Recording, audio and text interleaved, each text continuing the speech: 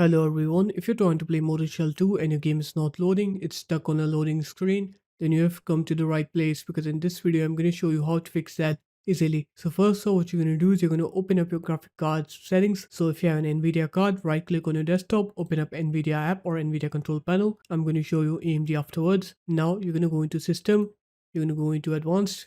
You're going to turn on debug mode. What debug mode does, it resets any overclock state you may have set on your graphics card because overclocks can be unstable. So just turn on debug mode here.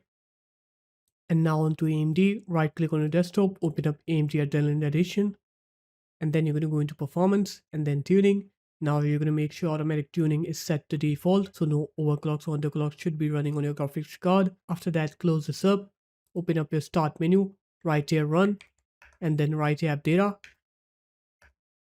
Go into local, Mortal Shell 2, saved, save games. Just delete both of these files from here. Both of these files store your game settings. They don't store your game's files. They don't store your game saves. So just delete both of these files from here. After that, you're going to go into Mortal Shell 2's games folder.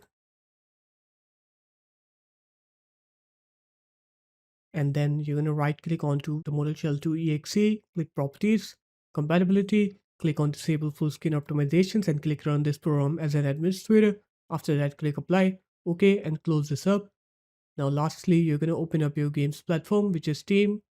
Right click on Mortal Shell 2, click properties, install files, click verify and tag your game files here.